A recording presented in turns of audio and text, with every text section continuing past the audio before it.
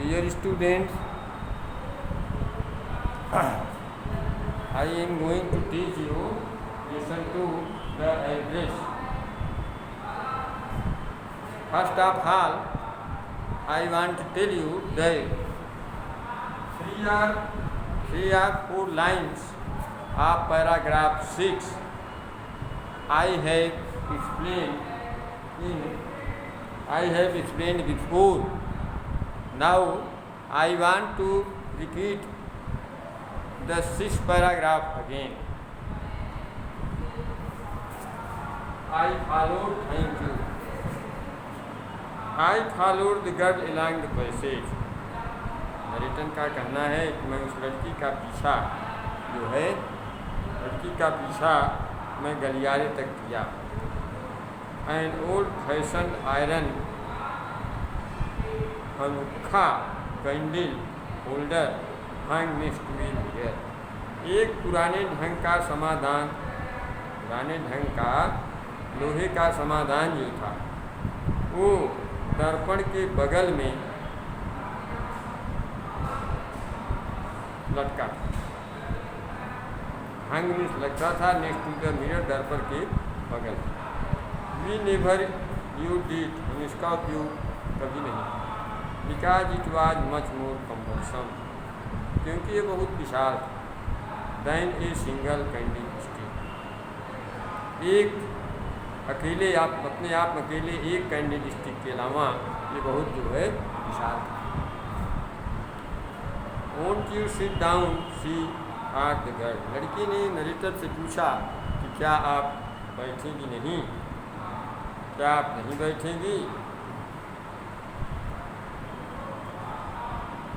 Yes, she held open the door of the living room. वो अपने बैठक का जो दरवाज़ा था उसको खोल दिया. And I went inside past her, और मैं जो है उससे आगे बढ़ गई. आई स्टॉप्ड हॉरिफाइड, मैं भयभीत होकर के रुक गई. I was in A room, मैं एक कमरे में थी.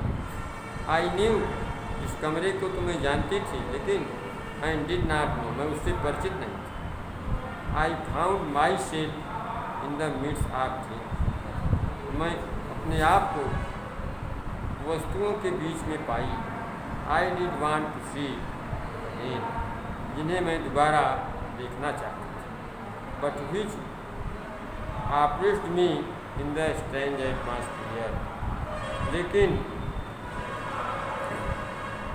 इस विचित्र माहौल में उन्हें देखकर मैं व्यथित हो गई.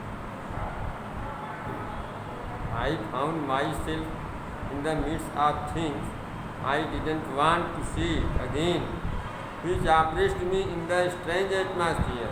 इसने हमको जो है विचित्र माहौल में मैं जब उनको देखी, विचित्र माहौल में कोई अच्छी सब वस्तुएँ, मैं जो है ये स्थिति देख करके व्यथित हो पड़ी. Now the next line, or because of the tasteless way everything was arrange. या ये भी हो सकता है कि सभी वस्तुएँ अव्यवस्थित ढंग से रखी गई. Everything arrange because of the ugly furniture or the money, क्योंकि फर्नीचर जो था वो ठीक नहीं था, गंदा था. कमरे में जो है उमसदार गंध आ रही थी, कमरे से गंध निकल रही थी, उमस भरी गंध कमरे से जो है निकल रही थी. आई डोंट नो, मैं नहीं जानती,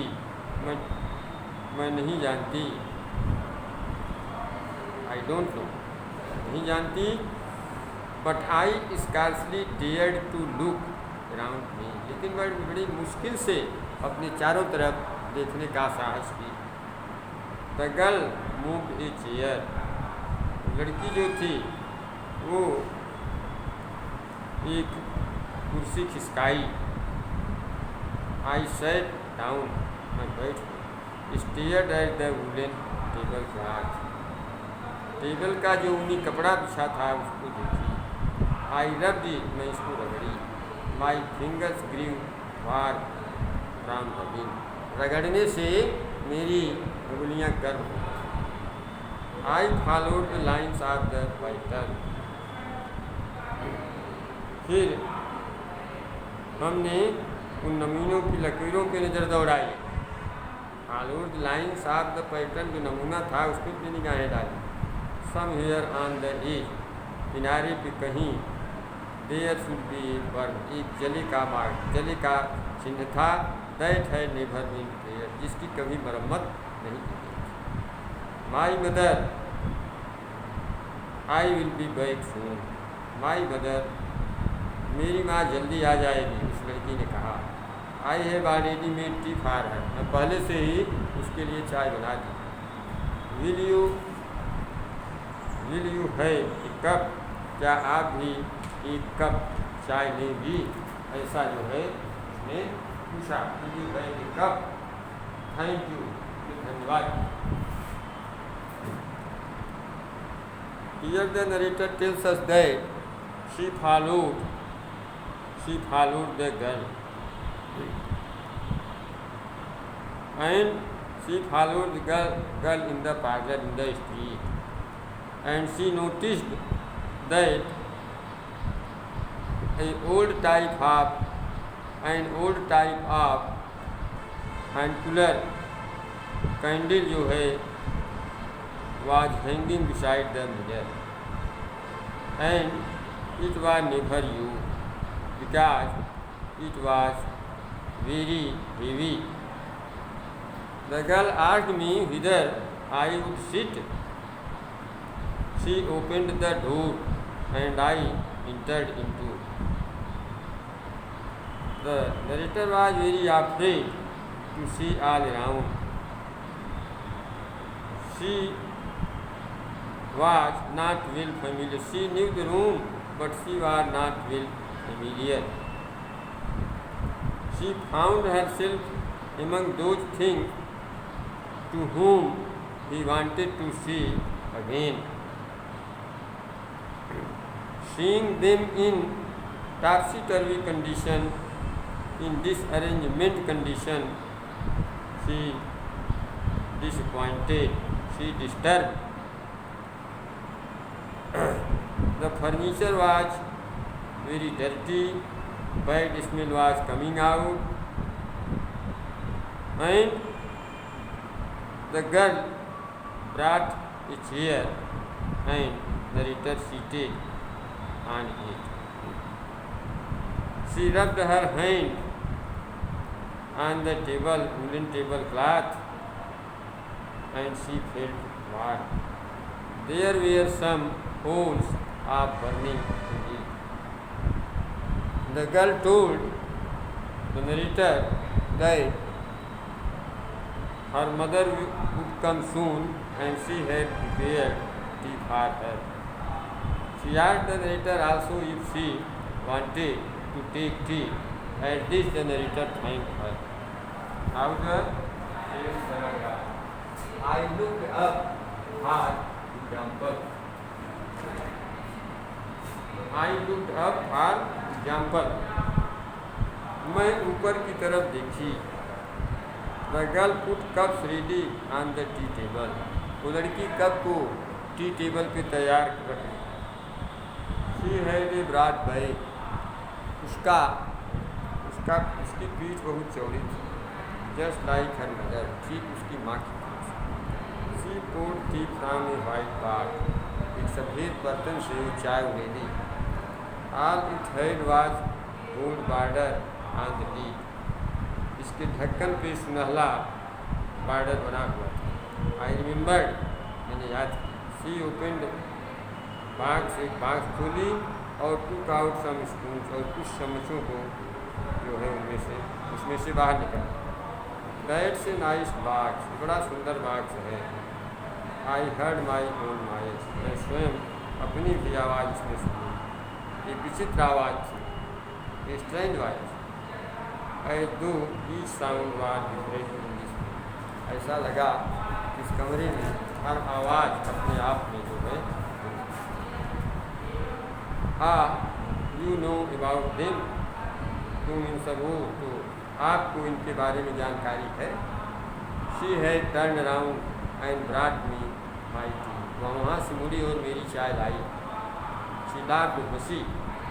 माई mother says it is antique. मेरी माँ कहती है कि ये वस्तुएं तो जो है बहुत पुरानी है, प्राचीन कला की वस्तुएं। We have got lots. तो हम लोगों के पास जो है बहुत अधिक है, तमाम वस्तुएं हमारे पास ऐसे। She pointed round room. वह कमरे के चारों तरफ संकेत। See for yourself. तुम स्वयं देखो। I had no need to follow her hand. हमें उसके हाथ का अनुकरण करने की कोई ज़रूरत नहीं है, इशारों का अनुकरण करने की ज़रूरत। I knew which thing C mean. मैं जानती थी कि उसका मतलब किस वस्तु से है। I just looked at the still light over the tea table. मैंने चाय की मेज के ऊपर टंगे चित्र को देखा। As child I had always fancied. जब मैं बच्ची थी तभी से मैं जो है मेरी हमेशा एक कल्पना हुआ करती थी। फैंसी से मतलब है कल्पना। मेरी जो है एक कल्पना हुआ करती थी। द एप्पल ऑन द मैं सेब को जो है जस्ती के प्लेट में। We use it for everything. हम इसका उपयोग हर वस्तुओं के लिए करते हैं, शीशे ने कही। Once we even ate off the plates hanging there on the wall. एक बार तो जो है दीवार पे लटकते हुए उस प्लेट पे जो दीवार पे लटका गया था उसमें हम लोग जो है खाना भी खाए। I wanted to show much but it was not anything. मुझे इसकी उत्कृष्ट इच्छा थी, बहुत बड़ी लालसा मेरे अंदर थी, लेकिन मुझे तो कोई विशेषता नहीं दिखी।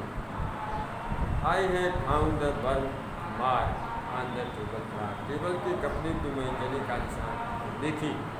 अगर लोग की सेंगली है तो लड़की मानो प्रश्न भय की दृष्टि से मेरी तरफ देखी। यस, हाँ, ऐसे मैंने। You get so used to touching all these lovely things in the house.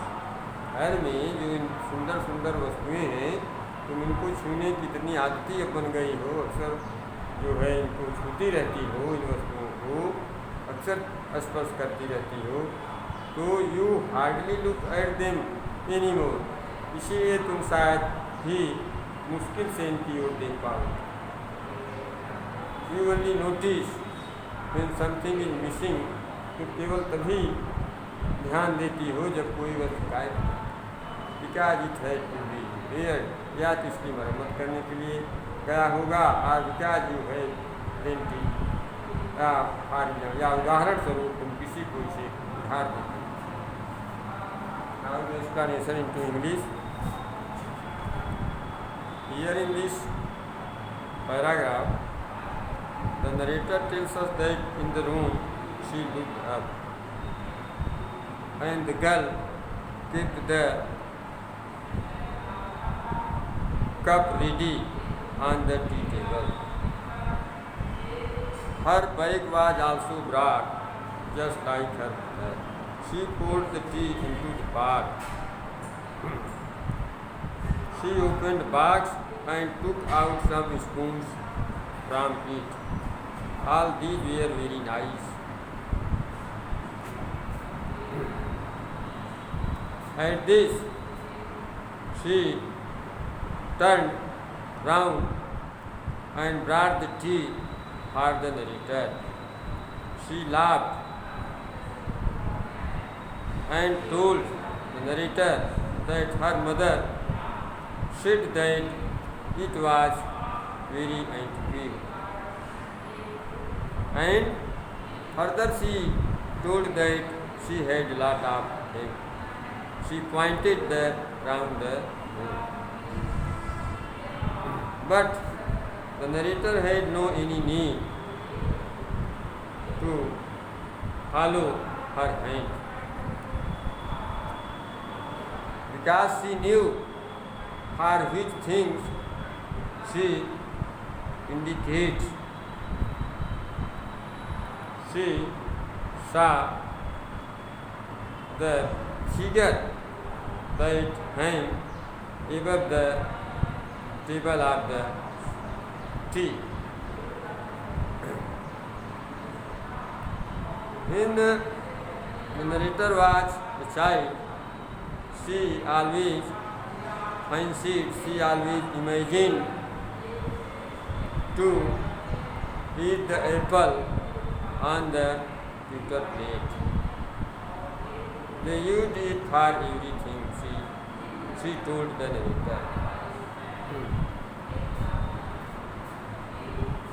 And she ate food in the plates that were hanging on the wall. She wanted it more, but it had no any specialty. The narrator found the mark of burn on the tablecloth. At this, the girl saw towards the narrator in a questioning way. Further, the narrator told the girl that she always touched these things of the house, so didn't want to see them more. She noticed only when anything was missing or she had given someone as rent. Now, that's all.